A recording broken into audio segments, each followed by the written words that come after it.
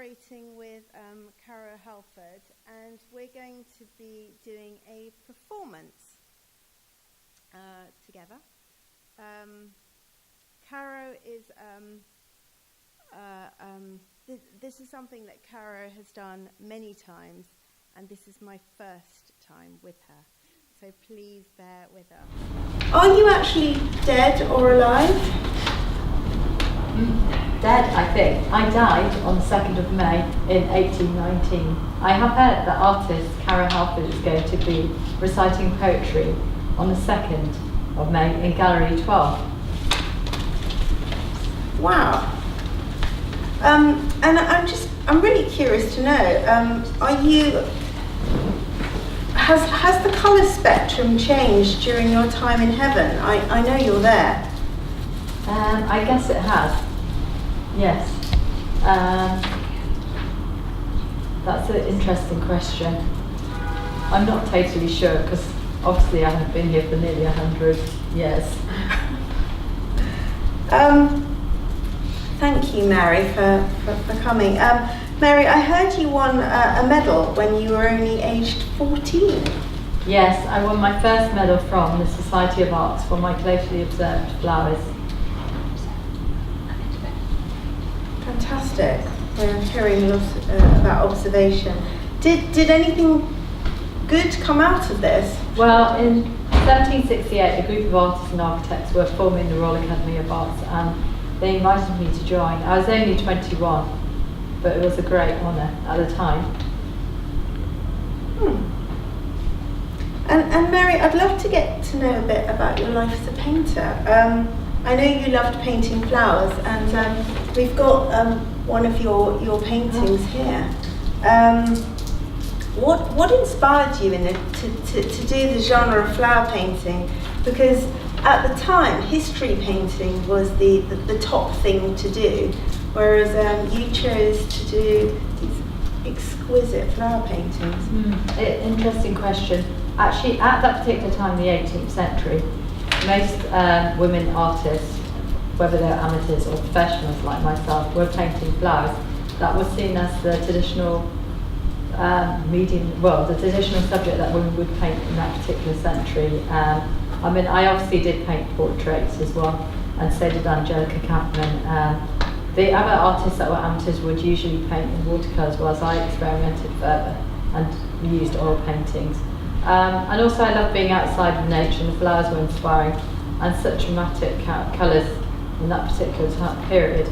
I really liked studying all of the variations of colour and shade within the flower and the plant. There's something special about living plants and flowers and species, as seen in my painting there with the butterflies and the bird. I've almost forgotten about that particular one. I suppose you would do after being dead all this time. I noticed, I looked at some of your paintings previously, and you've used a lot of different palettes with different backgrounds. And why was that? Well, my colour palette was influenced largely, heavily by my father, who was an enamel painter. So he used a large, wide range of enamels, and I was sort of often in his studio. I do feel like his use of enamel paints influenced my colour palette too at that particular time. Since I was tiny, I was constantly in his studio, observing, helping him to mix colours for his works too. So I'm guessing that sort of must have influenced strongly on my own colours. Fantastic, thank you so much. And why? I know you did use watercolour, but you used oil as well, which a lot of. So tell me a little about your use of material. Yeah, well, oils I tended to use because they were flexible, and the depth of colour was really important for me whilst for portraying flowers. I would spend hours mixing up pigments and adding linseed oil, poppy seed oil, or even sometimes I experimented further with walnut oil and safflower oil too. I just really enjoyed mixing colours and discovering new colours, and yeah, it's like a journey constantly throughout my life, I suppose. And did you grind pigments yourself? Yes, of course, yes, I did everything myself. My father even began to help me, he even helped me as well. As I became more successful than him as an artist, so we helped one another. Must have been a bit of a shock for him. Yeah. A woman being more successful than a man. I think I made more money than him as well. That's still controversial. And why do you feel that the use of oils was important for you? Well, I just think they add, well, I mean, watercolours are nice, a nice medium to use as well, but I think oils just give you that extra depth. The colour transparency is unique, the sort of the sheer, the sort of glossiness of it, the brush stroke. I think everything's sort of more, it's like imperative to be like a still life painter and do the details that I was doing at that particular time. I can't really say more than that. How many paintings did you have on at the same time? Like, how many paintings were you working on at the same time? Usually quite a few, because at Frogmore House, they commissioned me to do a whole run, which now is still there in Windsor. It's called the Mary Moser run. So that was like several large-scale canvases and then a frieze going around the interior of the run. You must feel very proud of yourself that after all these years, all of that work still survives and your reputation is now starting to really flourish. Yeah, it's an honour. It's a shame I'm not alive to experience it anymore though. And I feel like Angelica Kaufman's overshadowing me quite a lot at the moment in the Royal Academy, as all her paintings are on display in the foyer, whereas mine they've all been moved actually to the collection gallery at the back of the Academy. Angelica was your friend, wasn't she? She sits in the same room as you at the National Portrait Gallery. Yeah, she does, yeah. So you're a bit jealous of her now? No, not really, because I feel I'm a better painter than her. So, it's fine. We were acquaintances rather than really good friends, but we were both admitted into the Royal Academy the same year. So I suppose we had an affinity with one another, being in the 18th century. And I noticed also that Angelica was looking a little glum, and given that she's sort of, what's happened? I don't know. I think it might be to do with the fact that Sarah Pickstone has removed some of her paintings and replaced with hers at the Royal Academy. I think she's rather put out of that. And Sarah Pickstone is? An artist and painter, and she was given the job, rather than Caro Halford, of depicting Angelica Kaufman at the Royal Academy. So her paintings have replaced some of Angelica's. So I think she's feeling rather upset about that at the moment. And so I'm sure you're feeling exhausted now. You've been out of your heavenly paradise.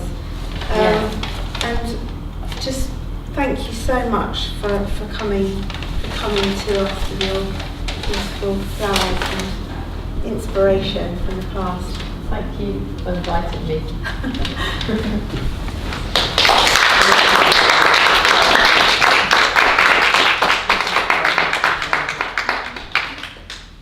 Fantastic. Thank you very much. The real Caro. I don't know if anybody's got any questions at all. Yeah, has anyone got any questions on what Caro is doing with her work? It'd be nice to explore. There's a lot to this. Do you use spirit of Derpenter? Sorry? Do you use spirit of Derpenter in your ghostly work? I tend to use both.